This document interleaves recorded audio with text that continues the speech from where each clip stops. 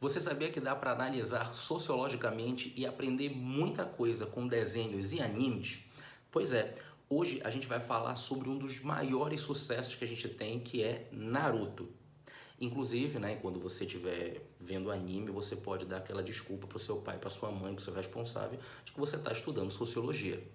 Tô brincando, tá, gente? Não é para fazer isso não, é para estudar e também para assistir os vídeos aqui do canal, tá bom? Bora!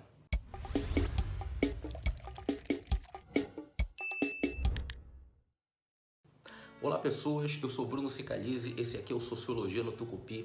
Se você não conhece o canal, que é a sua primeira vez, seja muito bem-vindo, seja muito bem-vinda. Aproveita, dá aquele like, compartilha, curte, comenta, sugere, que a gente está aqui para trocar ideia.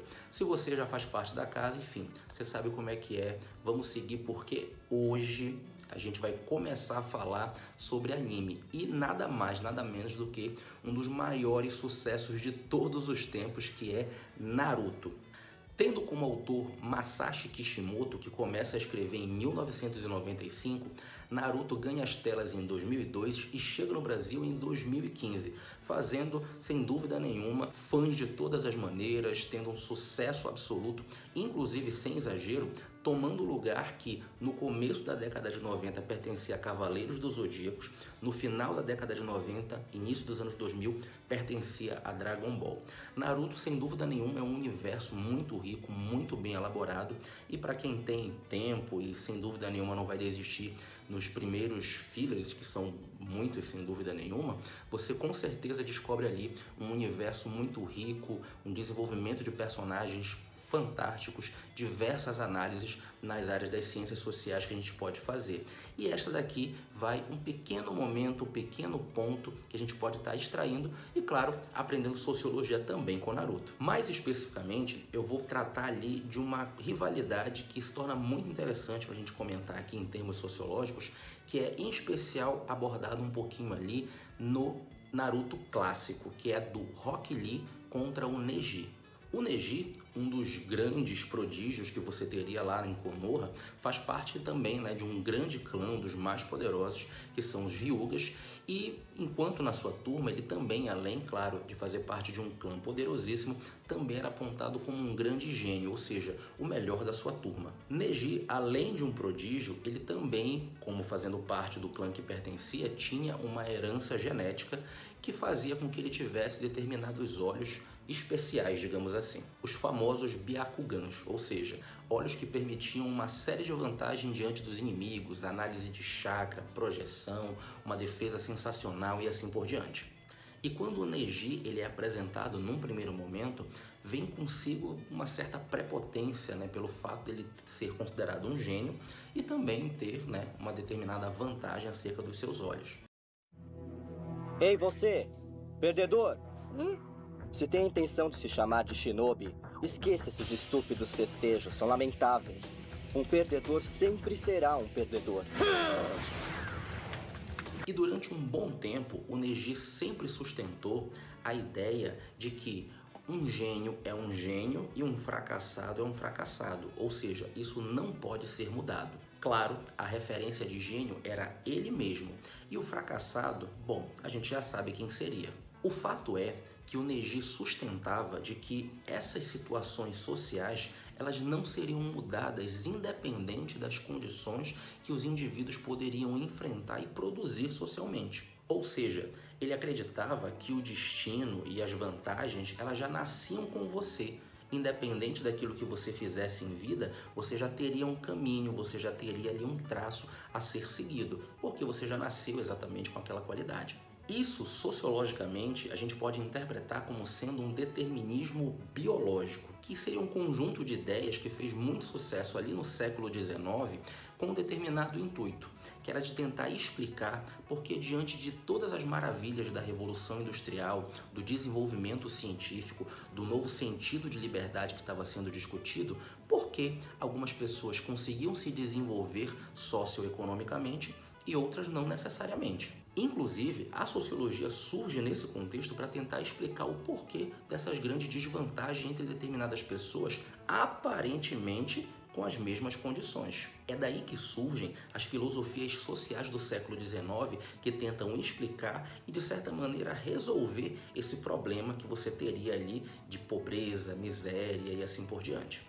Aí, a partir daí, você teria o evolucionismo social, que vai culminar no darwinismo social, depois disso, inclusive, na própria criação do sentido de racismo científico. Ou seja, que nós teríamos diferenças biológicas que justificariam o fato de uns terem muito e outros terem pouco, de uns terem mais vantagem e outros menos vantagens, de alguns conseguirem e outros não necessariamente. A partir daí, se torna uma verdadeira tragédia, a gente sabe disso em história. E isso é implementado politicamente, como por exemplo, no apartheid lá na África do Sul, nas leis de segregação racial nos Estados Unidos e até mesmo aqui no Brasil com as políticas de branqueamento. Portanto, acreditar que porque você nasceu com uma determinada cor de pele, constituição de cabelo ou certos olhos faria com que você fosse melhor do que outros, nada mais reflete socialmente do que o determinismo biológico que a gente acabou de falar e, como a gente viu, produziu extremas tragédias aí, em especial uma que a gente não citou há pouco, mas com certeza você conseguiu lembrar, que é o nazismo. E o Neji, durante pelo menos esse primeiro momento, ele acaba sustentando essa tese de que ele era melhor por conta das suas características e isso não iria mudar de forma nenhuma. Até que... Super legal! Super idiota! Ah, muito melhor! Agora posso me mover com liberdade!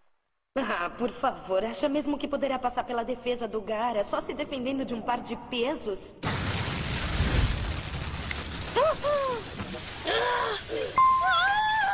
Guy, você é demais.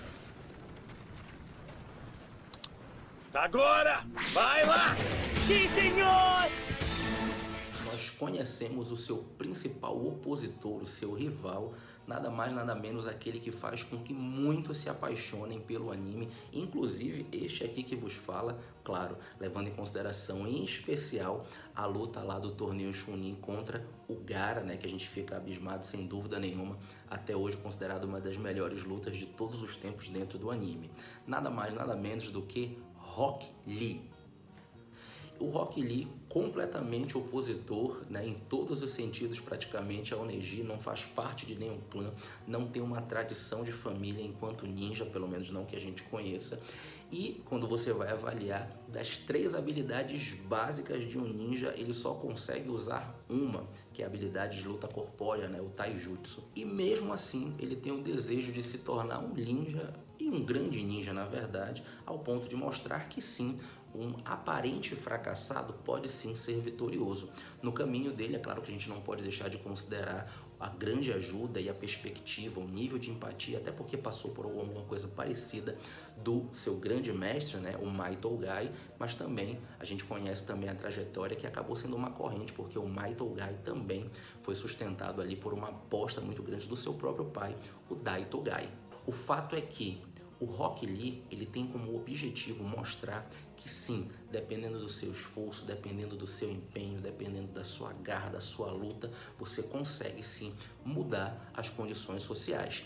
E um aparente fracassado poderia sim derrotar um gênio. E é exatamente isso que a gente vê no anime, né? Logo no começo, na luta que eu citei ainda há pouco, né, que faz a maioria se apaixonar pelo anime, você já vê isso daí, o próprio Neji se impressiona.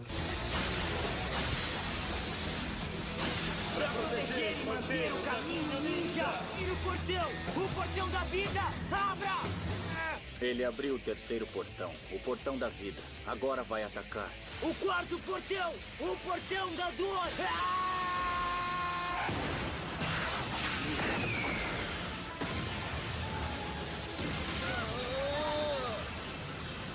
Está mais veloz do que nunca. Lá está o Gaara, mas o que aconteceu com o Lee? Eles são...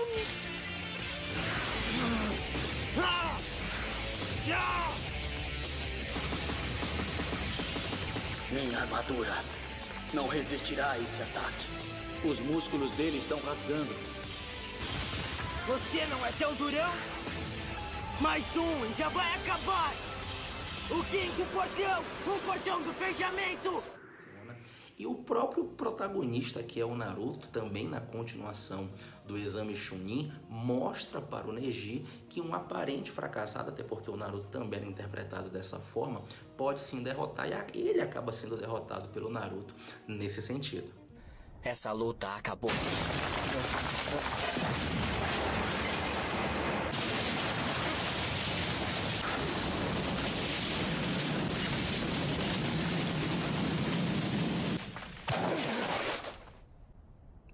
Não posso me mexer. E a essa qualificação de você entender que, bom, independente da sua genética, independente da sua herança que você tem nesse sentido, você pode sim mudar essa condição, ou seja, que não importa como você nasceu, mas sim as condições, as conexões que você faz diante da sua vida, e isso sim vai projetar você, é isso que sim vai afastar ou não você diante disso, nós chamamos de determinismo social. É a teoria que as ciências sociais como um todo mais se aproximam, mais se relacionam, ou seja, a gente abandona a ideia de que a genética vai demonstrar pra gente alguma coisa no sentido social, ou pelo menos garantir esse sentido social, mas sim as nossas conexões. Portanto, a lição que a gente acaba aprendendo e que o anime transfere pra gente é: não importa se você tem um olho bacana não, se você não sabe usar. E aí galera, tudo certo? Gostou? Bom, se você gostou, então mais uma vez curte, compartilha, comenta, te inscreve, sugere também. O universo Naruto é um universo muito rico, dá pra gente explorar muita coisa. Se você percebeu alguma análise ali que você gostaria que a gente fizesse, também a gente, claro, inevitavelmente aceita sugestões, ou então até de outros animes, tá bom? A gente se vê na próxima. Tchau!